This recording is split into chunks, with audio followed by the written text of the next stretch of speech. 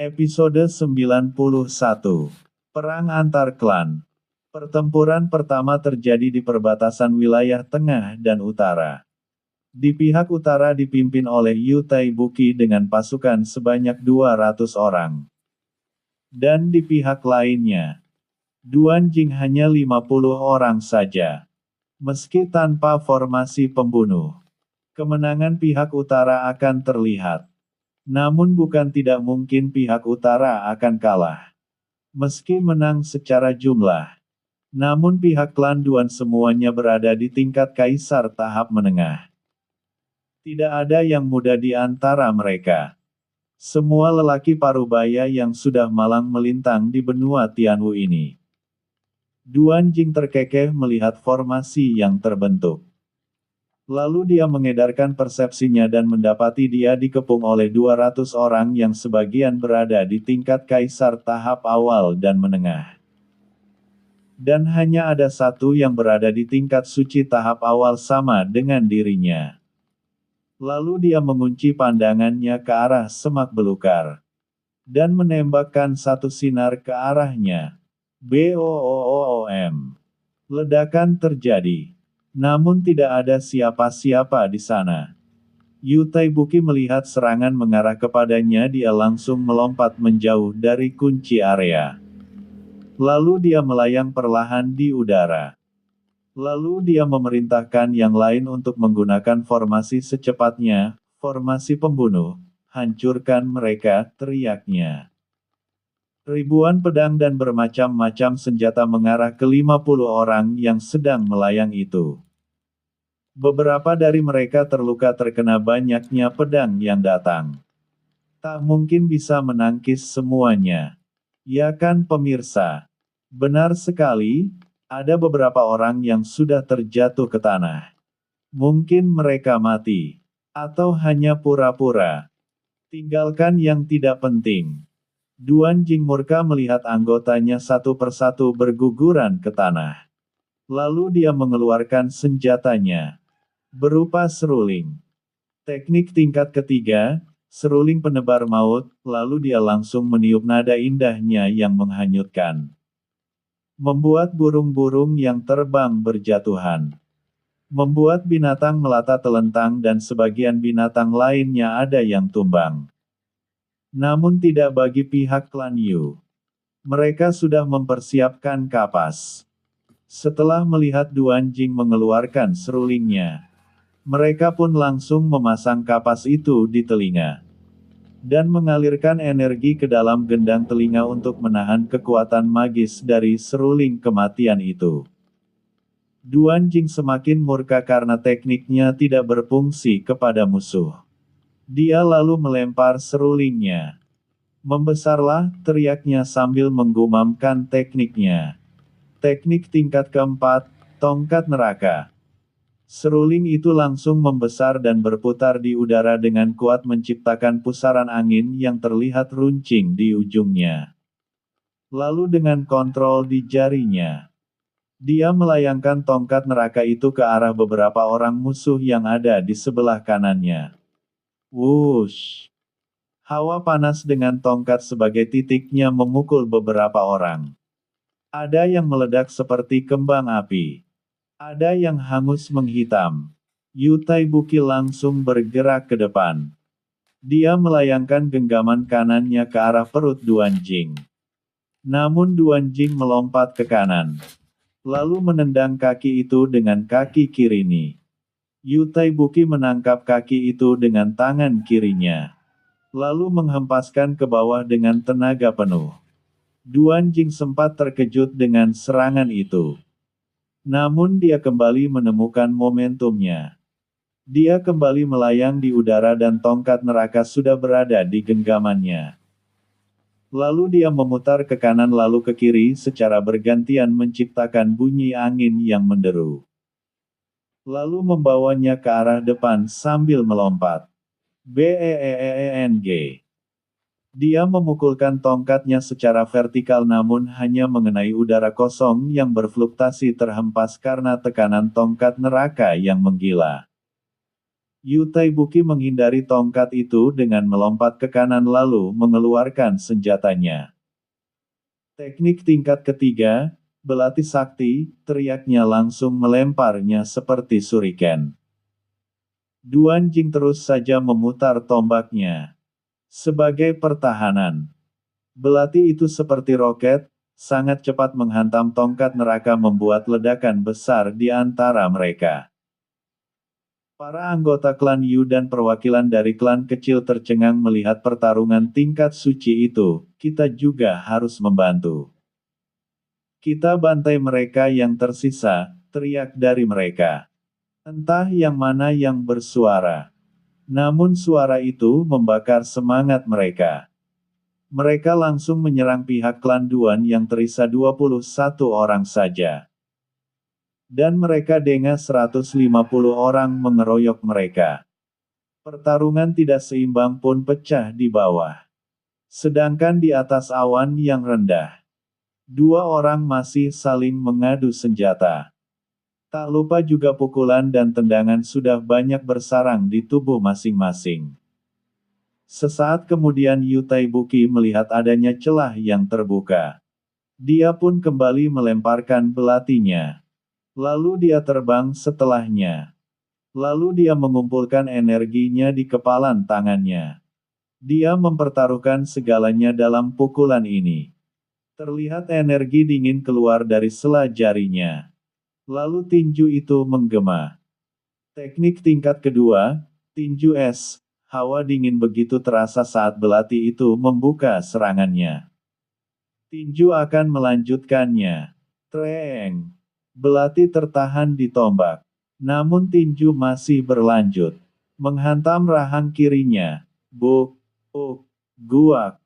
Duan Jing langsung terlempar tubuhnya ke bawah menghantam beberapa pohon yang ikut tumbang karena akarnya tercabut. Yu Taibuki melesat mengejar jatuhnya Duan Jing. Lalu menendang lagi mulai udara dengan tendangan yang dilapisi energi kuat di kakinya. BAAAAAM. Duan Jing tak mampu lagi bangkit. Tubuhnya melengkung di dalam tanah. Lalu Yu Taibuki menusukkan belatinya ke arah jantung. Untuk memastikan kematiannya, dia memenggal kepalanya. Lalu mengambil cincin yang ada di jari manis Duan Jing. Selesai sudah. Tersisa yang lainnya. Tak akan lama mereka akan menyusul Duan Jing. Setelah beberapa tarikan nafas 21 orang itu pun mati dengan cara yang bermacam-macam. Pulihkan diri kalian.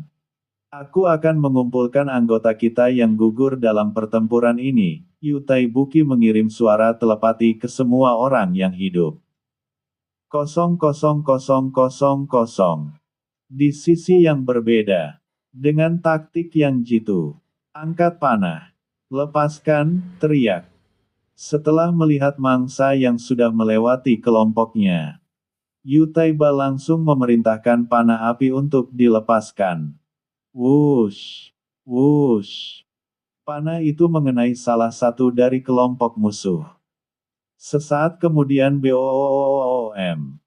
Ledakan terjadi. Karena minyak yang bercampur bahan peledak yang tertanam di tanah hanya menunggu pemicunya. Setelah pemicu datang, wush! Ledakan api menghancurkan barisan pasukan. Membuat kepanikan. Mereka segera menjauh dari titik ledakan. Namun mereka tidak mengira kemanapun mereka lari maka akan mengalami hal yang sama. 1000 pasukan musuh kocar-kacir berlari. Karena tubuh mereka terkena nyala api yang langsung menyambar. Swaush! Swaush! Swaush! 3 titik selanjutnya pun menembakkan panah api. Semakin membuat kepanikan dan melemahkan mental mereka. Yan Limau serta Yan Mubai tercengang melihatnya. Dia membawa banyak pasukan yang tidak bisa terbang. Alhasil sangat merugikan. Episode 92. Perang antar klan 2. Pada awalnya Yan Limau dan Yan Mubai merencanakan mengirim 5 pembunuh bayaran untuk melemahkan pihak musuh. Meski itu tidaklah terlalu berpengaruh. Lalu dia menghubungi Patriark Duanjing dan meminta untuk menyerang dari perbatasan wilayahnya untuk mengurung mereka. Dan klan Yan sendiri membawa semua anggota yang berada di tingkat prajurit hingga tingkat kaisar tahap puncak. Untuk tingkat prajurit mereka memerintahkan untuk berjalan kaki saja. Karena tak bisa terbang. Lalu untuk tingkat kaisar tahap awal dan menengah dibiarkan juga jalan kaki. Hanya tingkat kaisar tahap puncak yang terbang bersama mereka. Namun mereka tidak mengira adanya jebakan yang tertanam dalam tanah. Hingga menghancurkan hampir 700 orang yang dibawanya melalui jalur kaki. Rencananya lagi, mereka akan membuat tenda dan bermalam di perbatasan. Sambil menunggu Patriark Yan Suilong menyelesaikan latihan tertutupnya, barulah mereka akan bergerak cepat. Untuk meratakan klan Yu dan mengambil wilayahnya. Karena wilayah klan Yu kaya akan sumber daya. Setelah kematian banyaknya pasukan musuh, Yu Taiba melayang di udara lalu memperhatikan sekitarnya. Dia lalu mengunci pandangannya kepada Yan Li Mao dan Yan Mubai. Dia terbang mendekat bersama 4 orang lainnya lalu berkata, "Berani datang, berani mati," teriaknya lantang kepada 2 orang itu. Yan Li mau memerintahkan 10 orang maju dari pihaknya. Dan mereka langsung melesat ke arah 5 orang dari pihak klan Yu. Hanya beberapa gerakan dari Patriark Yu Taiba mereka bersepuluh meledak seperti kembang api. Siapa lagi yang akan berani maju? Apakah kau tidak berani maju sendiri, hingga hanya kroco yang kau suruh, ejeknya sambil mengacungkan ibu jarinya ke bawah menatap Yan Li Mao. Emosi Yan Li Mao langsung tersulut namun Yan Mubai menahan dengan tangannya. Lalu dia maju ke depan. "Biarkan aku yang akan menjadi lawanmu," sambil menatap Yu Taiba. Dia mengeluarkan tombak panjang dengan 2 mata. Satu seperti pedang. Dan satu lancip semestinya tombak. "Rasakan tombakku." Dengan kecepatan cahaya dia menghujamkan tombaknya. Terlihat oleh mata. Patriark Yu masih tak bergeming dari tempatnya. Lalu sekejap saja tempatnya. Lalu dengan pedang putihnya. Dia menebas sisi kiri pinggang Yan Mubai. Yan Mubai membentangkan tombaknya di sisi kiri secara vertikal terdengar bunyi. Beeng. Dia memegang erat tombaknya. Lalu mengayunkan kaki kanannya ke arah pinggang kanan Patriark Yu. Melihat itu, Patriark Yu memutar tubuhnya di udara beberapa kali. Kemudian mengirim serangkum energi dingin dari pedangnya. Yan Mubai tak sempat menghindar karena kejadian itu begitu cepat membuatnya termundur. Dan mengalir darah di sela bibirnya. Sambil mengalirkan energi ke dadanya untuk mengurangi rasa sakitnya. "Kau pantas menyandang gelar orang terkuat di wilayah utara, dengan kultivasi tingkat suci tahap menengah. Kau memang dapat diandalkan," ucap Yan Mubai memuji. Yan Mubai sebenarnya adalah orang yang baik. Namun karena dia berada di pihak yang berlawanan maka dia harus melawan Patriark Yu. Mendengar kalimat pujian dari musuhnya, dia pun lalu berkata, "Aku juga salut dengan kegigihanmu. Kau membela sesuatu yang kau yakini benar, dan aku membela sesuatu yang memang harus dibela. Kita serang berdua," ucap Yan Li Mao dan itu diangguki oleh Yan Mubai. Patriark Yu tersenyum. Lalu dia berbalik dan terlihat berbicara dengan 4 orang di belakangnya. "Kalian pergilah dan tunggu aku di titik pertemuan. Nak Zhang akan memberi kejutan untuk mereka." Lalu mereka berempat pergi tanpa perlu bertanya. Yan Li mau memerintahkan 300 orang di belakangnya untuk mengejar 4 orang yang pergi. Serentak mereka terbang dengan cepatnya. Tersisa kini 3 orang. 2 lawan 1. Aku akan membalas dendam anakku. Dan kupastikan kau dan semua anggota keluargamu akan aku lenyapkan. Yan Limau langsung menyerang dengan pedang panjang. Dan Yan Mubai dengan tombak menghujam. Treng. Dentang. Patriark Yu terlihat kewalahan juga menghadapi dua jenis senjata. Yang kapan saja bisa merenggut nyawanya. Aku datang Patriark. Donghu dengan pedangnya menahan tombak Yan Mubai lalu menggerakkan tangan kirinya dan menghantam rahang Yan Mubai. Membuatnya hampir jatuh. Kini 1 lawan 1. Donghu yang masih sangat bugar sangat bersemangat. Dia menggumamkan tekniknya. Teknik tingkat kedua, pedang kilat, pergerakannya sungguh cepat. Membuat beberapa kali langkah kaki Yan Mubai termundur. Hingga suatu ketika kesempatan tiba terdengar. Sret! Ah! Pedang kilat menanggalkan satu kaki dari Yan Mubai. Saat serangan yang dilesatkannya dari bawah mengenai sasaran. Membuat Yan Mubai kehilangan keseimbangan dan jatuh dari ketinggian. Boom! Di tanah dengan tongkat di tangan kanannya dia mencoba berdiri dengan satu kaki. Dan tongkat sebagai penyeimbangnya. Aku tak akan membunuhmu jika kau menyerah, tawar Donghu. Dia melihat jejak kebaikan dari mata Yan Mubai. Namun Yan Mubai menggelengkan kepalanya 2 kali, berikan aku kematian yang layak, ucapnya lalu membentangkan kedua tangannya siap untuk mati. Dengan hati yang bimbang Donghu tetap melaksanakan permintaan terakhir dari Yan Mubai. Secepat kilat. Seperti gelarnya di dunia tengah pedang kilat. Dia menusuk ke jantung Yan Mubai yang tersenyum menjemput kematiannya. Donghu melihat ke atas, di mana pertarungan antara Patriark Yu dan Yan Limau masih berlanjut. Kemudian dia duduk dan mengambil pil pemulih energi. Karena dia tahu musuh besar akan datang segera mungkin. Sedangkan di sisi Zhang San dia sudah menyamarkan celah dimensi dengan segel ilusi. Dia ingin memasukkan semua pasukan klan Yan ke dalam dunia jiwa. Karena dia ingat ada segel budak yang belum dicobanya. Dia sudah menyiapkan sebelumnya di dunia jiwa, tempat yang akan dipilih untuk pendaratan semua pasukan klan Yan itu. Setelah melihat 4 orang dari anggota klan Yu lewat. Dia pun bergerak maju dan swoosh, swoosh. Semua orang langsung menghilang masuk ke dalam celah dimensi. Zhang San langsung menutupnya. Kemudian dia masuk ke dalam dunia jiwanya.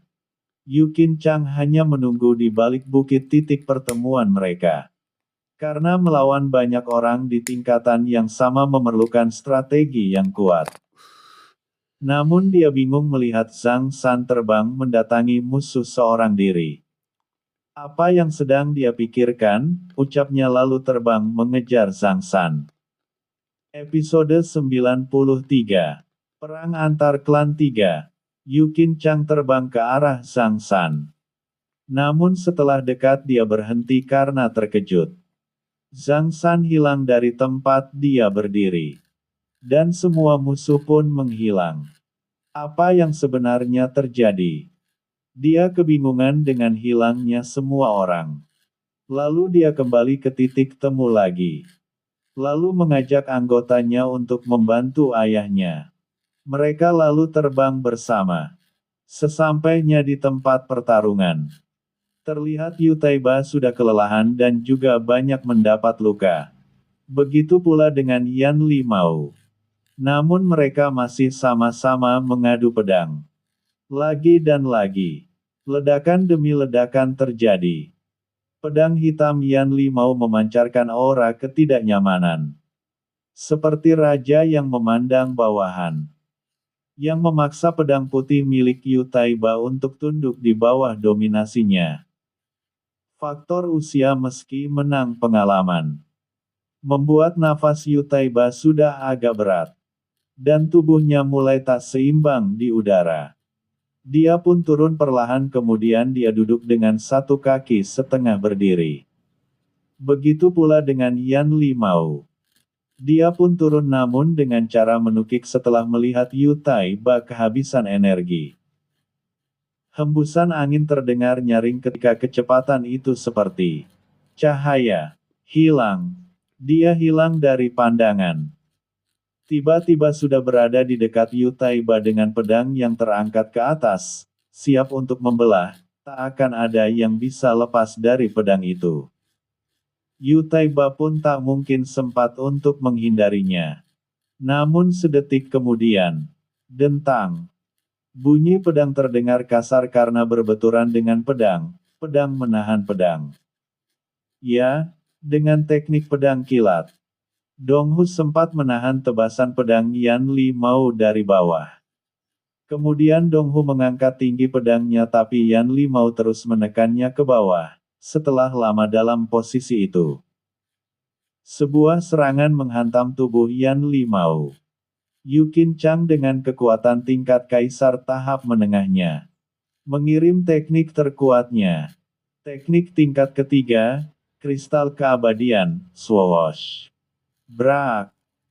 Tubuh itu langsung terpelanting beberapa kali terbentur pohon dan batu, dia terseok dalam parit yang cukup dalam. Meskipun tidak terlalu kuat serangan itu bagi tingkat suci. Namun serangan yang telak mengenainya akan tetap terasa sakit. Dia bangkit perlahan dengan bertumpu pada pedangnya. Lalu menyeka darah yang ada di pelipis matanya. Dia mengambil pil pemulih energi dari cincin dimensinya. Ayah duduklah dulu. Biar aku yang menghadapinya, ucap Yu Qinchang sambil memberikan pil penyembuhan. Jangan canger, dia bukan lawanmu, pinta Yu Taiba kepada anak kesayangannya itu. Langkah kaki Yu Qinchang terhenti. Dia tak ingin melanggar ucapan dari ayahnya. Namun di satu sisi dia harus segera membunuh Yan Limau jika tidak urusannya akan susah. Biar aku saja, Donghu tidak menunggu jawaban dari keduanya, dia langsung melesat membawa pedang tipisnya yang lentur namun mempunyai ketajaman yang bisa membelah batu. Teknik tingkat ketiga, pedang kebajikan, teriaknya sambil bermanuver dari atas ke bawah. Dari samping kanan ke kiri untuk membingungkan Yan Limau. Kemudian dia berhenti tepat di belakang Yan Limau. Namun Yan Limau masih dapat merasakan jejak energi di sekitarnya, dia pun langsung berpindah tempat dan berbalik badan. Dia memasang pedang hitamnya di depan dada. Lalu menarik kakinya dan menendang Donghu. Namun Donghu berkelit ke samping kiri dan menebaskan pedangnya lagi di pinggang kiri. Pinggang kiri kadang menjadi titik lemah bagi kultivator pengguna pedang, jadi Donghu lebih suka menebas di pinggang kiri. Dengan kecepatan pedang yang tak mampu lagi dilihat mata oleh Yan Limau. Hanya fluktasi udara yang terlihat di sana. Set. Darah menyembur dari sana. Setelah mengalami luka, Yan Limau segera mundur ratusan langkah melompat ke belakang. Dia memegang pinggang sisi kirinya yang terus mengeluarkan darah. Lalu dia melihat ke atas langit karena mendengar suara gemuruh. Seperti sebuah serangan. B000000M. Donghu terlempar karena tak menyadari serangan yang datang dengan cepat. Seluit luar biasa turun dari ketinggian. Dan menapakkan kakinya ke tanah, dia berdiri di samping Yan Limau yang sangat berharap kedatangannya dengan cepat. Terlihat ada selubung aura yang mengelilingi tubuhnya. Bling! Dia hilang dari samping Yan Limau lalu datang dengan tiba-tiba dengan uluran tangannya mengarah ke tenggorokan Yu Qinchang lalu membawanya terbang dengan kecepatan cahaya ke langit. Terlihat dari mata semua orang. Dua orang itu seakan mengecil karena terlalu tinggi. Lalu Yu Qinchang dilempar dengan kecepatan cahaya lagi ke arah tanah boom. Tubuhnya terangkat kembali setelah menyentuh tanah. Seolah karet yang memantul. Darah menyembur dari mulutnya. Dan dia tak bisa bangun lagi. Mungkin ada banyak tulang belakang yang patah. Yu Taiba terkejut bahkan dia tak sempat bereaksi untuk menolong anaknya. Bahkan Dong Hu juga tak percaya dia terlambat meraih tubuh Yu Qin Chang. Kau terlalu berani membunuh penerusku, ucapnya kepada Yu Qin Chang yang sudah tak bisa bergerak. Hanya mata yang terlihat bergerak menandakan dia masih hidup. Lalu Yan Suilong membentuk energi seperti pisau tajam yang dilapisi oleh api merah. Lalu dia menghilang lagi dan muncul di samping Dong Hu lalu menancapkannya di pahanya. Ah! Dong Hu berteriak keras. Dan hilang lagi dan muncul lagi di anggota klan Yu yang lainnya. Dia melakukan hal yang sama kepada mereka, namun ini dengan penekanan. Ada yang meledak menjadi kabut darah. Ada yang meledak menjadi kembang api. Lalu dia muncul perlahan di hadapan Yu Taiba. Lalu dia berkata sambil mengeluarkan tekanan tingkat setengah dewa miliknya. Ingatlah, aku orang yang paling tinggi tingkatannya sekarang. Aku akan menguasai benua Tianwu ini. Dan ingat hari ini adalah hari berakhirnya semua keturunanmu. Kau akan menyesalinya seumur hidupmu. Patriark Yu tak bisa bergerak karena dia berada dalam tekanan. Lalu teriakan dari mulutnya keluar. Manakala salah satu tangannya tanggal dari tubuhnya. Zhang San keluar dari dunia jiwanya. Dan mendapati semua orang tidak ada di sektarnya. Lalu dia mengedarkan persepsinya. Dan menemukan sebuah aura yang sangat kental dengan niat membunuh. Lalu dia langsung melesat terbang dengan kecepat maksimumnya. Sesampainya di tempat pertarungan. Dia melihat satu sosok kuat yang telah melepaskan serangan berbentuk pisau ke arah Dong Hu yang tak lagi bergerak karena tekanan. Zhang San langsung mengeluarkan aura pedangnya untuk menghilangkan aura membunuh dari sosok itu, sambil melepaskan satu pedang aura ke arahnya. Awal hari untuk bekerja. Tetap semangat. Dan jaga kesehatan. Jangan lupa klik like lalu isi kolom komentar dengan kata yang baik. Semoga semua mendapat berkah. Episode 94. Perang antar klan 4. Dong Hu menapakkan tangannya ke tanah lalu menggunakan lonjakan untuk terbang mundur setelah tekanan yang menekan tubuhnya menghilang. Lalu dengan terlatih dia bangkit menuju Yu Qin Chang yang masih tak bergerak. Dia mengeluarkan pil penyembuhan tingkat tinggi yang dibuat oleh Zhang San. Dong Hu langsung memasukkannya ke dalam mulut Yu Qin Chang lalu mengalirkan energinya untuk membantu pemulihan luka organ dalamnya. Di sisi yang lain, Yan Suilong merasa ada kekuatan tak kasat mata mengarah ke tubuhnya. Dia pun melambaikan tangan di udara. Setelah itu terlihat lapisan tipis tercipta di sekitar tubuhnya dengan jarak setengah depa. Sluap. Pedang aura masuk seperempatnya namun tak sampai ke tubuh Yan Suilong. Yan Suilong pun merasa lapisan tipisnya terbuka membuat keningnya mengkerut. Teknik ini seperti punya klan Tian, semudah ini sudah bisa menguasainya. Padahal hanya ada beberapa orang yang bisa menggunakan teknik unik ini, batinnya. Lalu dia bertanya, kenapa klan Tian mengganggu urusanku? Bukankah kita tidak ada permusuhan? Apa kau melihatnya? Tunjuk Zhang San kepada Dong Hu, dia adalah tetua di klan kami, dan kau menyakitinya. Apakah alasan ini tidak cukup untuk membuatku ikut campur? Tian Sang memang pintar menyembunyikan jeniusnya yang sudah mencapai tingkat seperti ini. Dia memuji klan Tian dengan jujur, namun sayang harus mati dengan cepat, ucapnya langsung menghilang. Zhang San sebelumnya mengubah tingkat kultivasinya di tingkat suci tahap awal.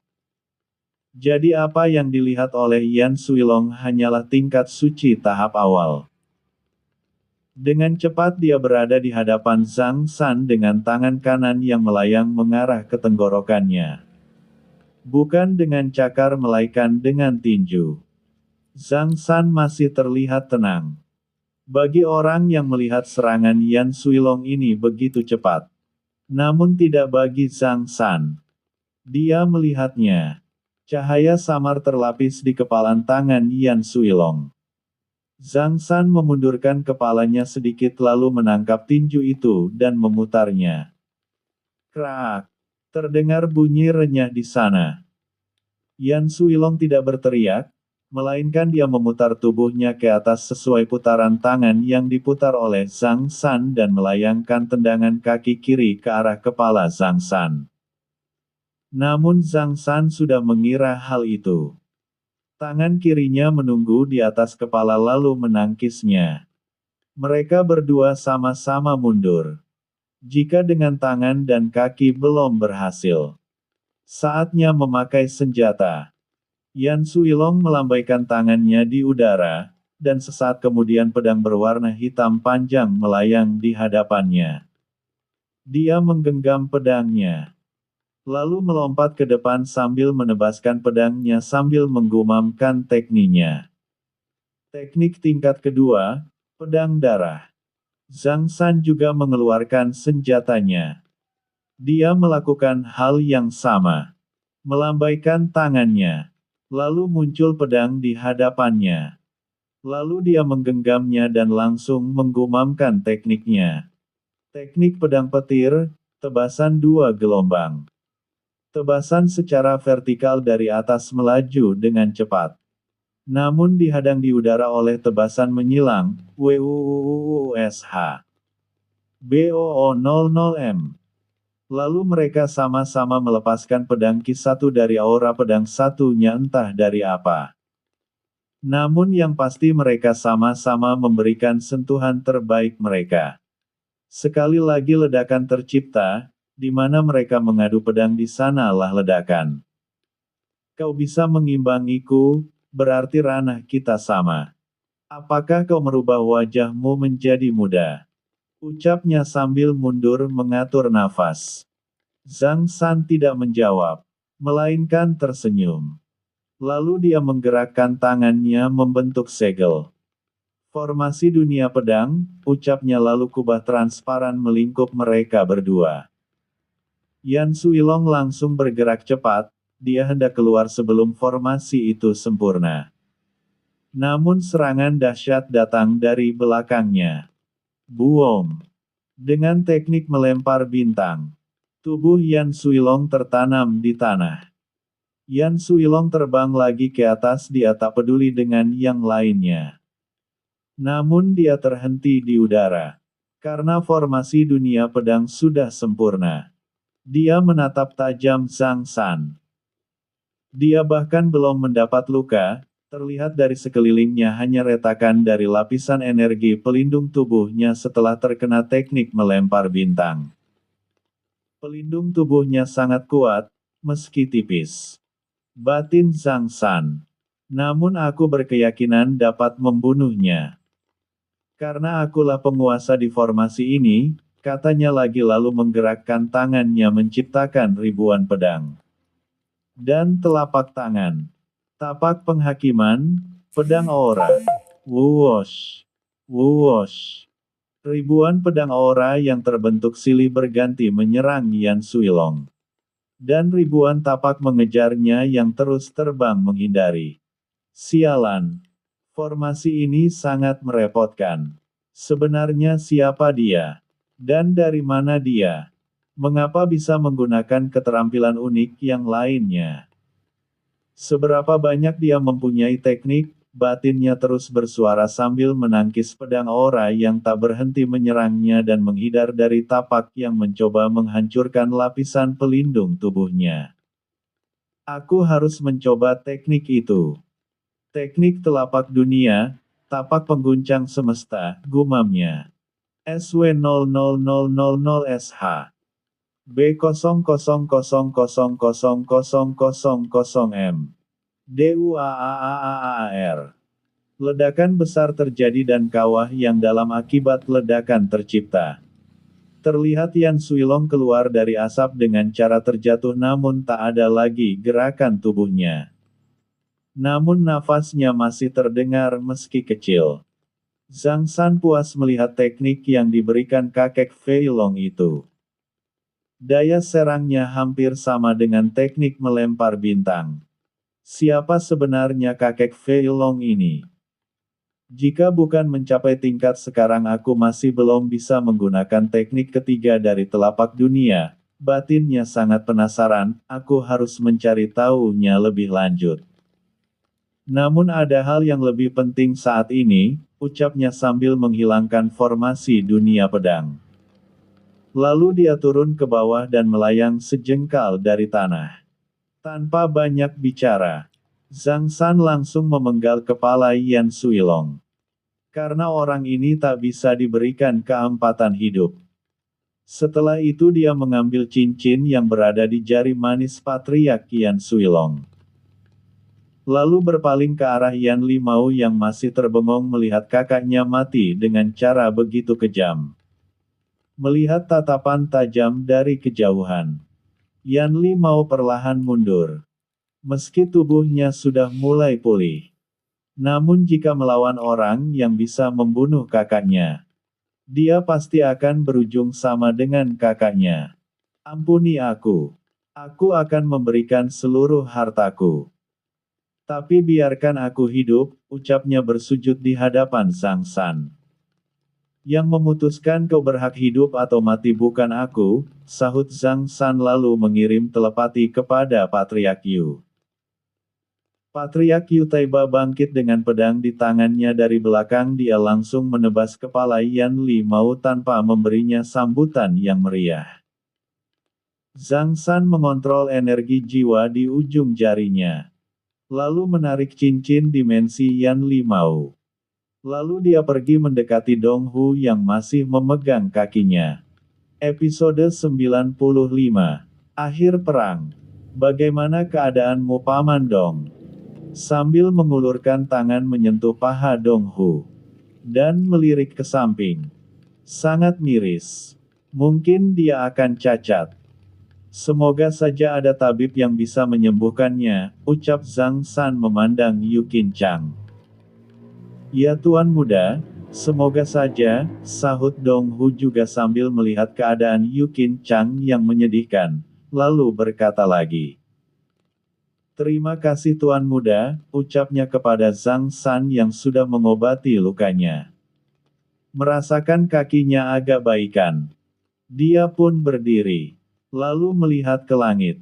Terlihat sekelompok orang terbang ke arah mereka. Lalu turun dan bertanya kepada Patriark Yu. Kakak, tanganmu. Yu Taibuki menghentikan ucapannya setelah melihat gerakan tangan dari Yu Taiba.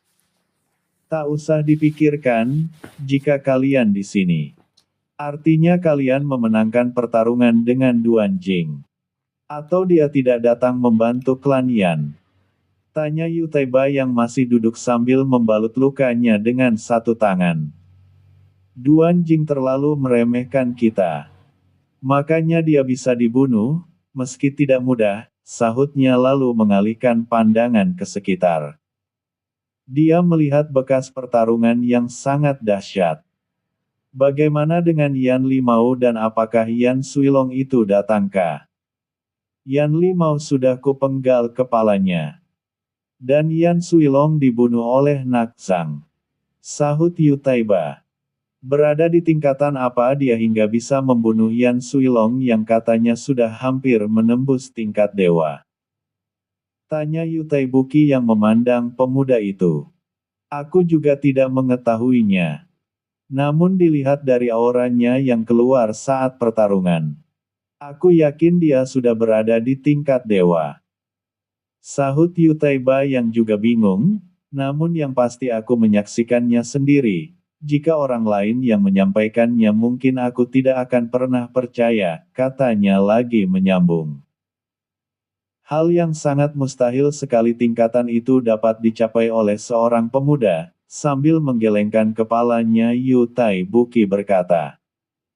Namun ini kenyataannya. Jadi mau bagaimanapun itu adalah fakta. Kau benar adik, kita harus menjaga pertemanan dengannya. Kalau perlu kita jodohkan saja dia dengan anakmu, sambil tersenyum Yu Taiba memikirkan idenya. Fui, Yu Taibuki menghela nafas, aku tak menjamin dia akan mau dengan anakku kakak, orang kuat akan sulit untuk diikat. Belum dicoba, kau sudah menyerah duluan. Anakmu juga sangat cantik, Yu Taiba tertawa renyah lalu menambahkan lagi, nanti masalah itu kita bicarakan. Sekarang segera bawa pasukan dan hancurkan klan Yan. Jika ada yang menyerah ampuni. Jika ada yang melawan bunuh saja. Lalu ambil semua hartanya. Kita harus memberikan kompensasi yang besar kepada keluarga pasukan yang meninggal ataupun terluka. Ucapnya lalu berdiri meninggalkan Yu Taibuki berjalan ke arah anaknya Yu Qin Chang yang masih terbaring di tanah. Dia tahu anaknya sudah ditolong oleh tetua Dong. Jadi dia tak segera mendatanginya, Yu Taiba mengobati lukanya lebih dulu. Bagaimana dengan anakku? Tanyanya kepada tetua Dong. Lebih baik kita kembali ke kota dulu, Dong Hu menyahut lalu menggendong Yu Qin Chang dan melesat terbang. Zhang San memegang Patriark Yu dan membawanya terbang juga. Di udara Patriark Yu bertanya. Sebenarnya berapa usiamu nak Zhang? Hampir 20 tahun Patriark Yu. Memangnya ada apa? Ah tidak apa, aku hanya kagum, dengan umurmu yang masih sangat muda. Kau bahkan bisa melampaiku dalam kultivasi, aku sangat terpukul sekaligus sangat mengagumi bakatmu. Dulu aku disebut seorang jenius dan diperkirakan akan mencapai tingkat dewa dengan mudah. Namun pada kenyataannya aku masih tertahan di tingkat suci tahap akhir sampai aku setua ini, ucapnya menggeleng kepala sambil tersenyum masam. Zhang San tak menanggapinya dengan serius.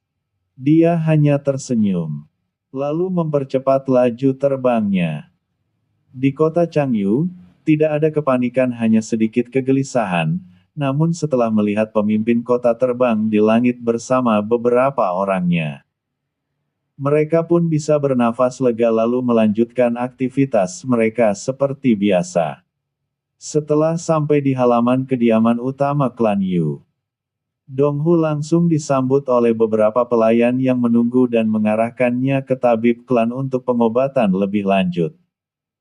Karena sebelumnya Patriark Yu sudah memberi kabar kepada kepala pelayan dan tabib untuk bersiap. Zhang San mendarat pelan setelahnya. Lalu suara terdengar dari sampingnya. Biarkan aku berjalan sendiri, ucapnya tak ingin kehilangan wibawa sebagai pemimpin klan sekaligus pemimpin kota Changyu. Lalu terdengar lagi suara seorang wanita. Terlihat dia berlari didampingi dua orang pelayan yang menjaganya. Bagaimana keadaanmu suamiku?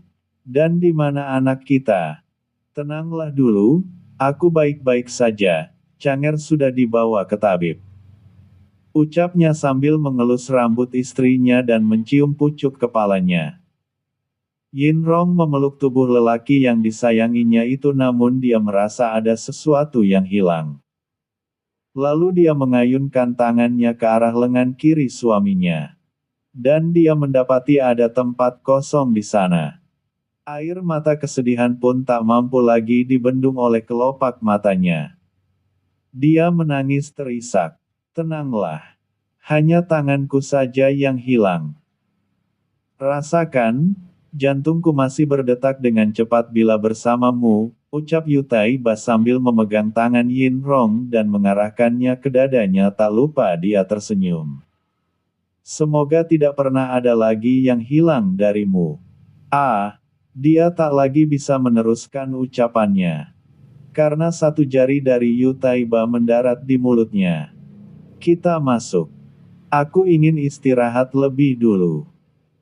Selesai berkata dia mengalihkan wajahnya ke pelayan yang terpukau melihat kemesraan mereka. Suara itu menyadarkan lamunan pelayan. Lalu dia berkata, antarkan Tuan Muda Zhang ke kamarnya untuk istirahat.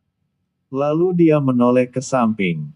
Dan melihat Zhang San mengangguk yang berarti paham tanpa harus diucapkan. Dia pun melangkah bersama istrinya yang masih memeluknya. Mari Tuan Muda, pelayan berjalan di depan lebih dulu. Apakah ada yang Tuan Muda perlukan? Tanya pelayan setelah sampai di depan pintu kamar. Tolong jangan biarkan orang lain menggangguku beberapa hari ke depan. Itu saja, saya akan perintahkan penjaga untuk menjaga pintu Tuan Muda, ucapnya lalu undur diri. Zhang San masuk dalam kamar. Dia menutup rapat pintu. Lalu duduk bersila. Dan mengeluarkan beberapa cincin dimensi. 3 cincin dimensi dia keluarkan semua isinya. Yang mana itu cincin dimensi milik Qian Limao, Yan Mubai yang diambil oleh Dong Hu. Dan terakhir milik Qian Suilong. Bersambung. Episode 96. Rencana Dua Patriark.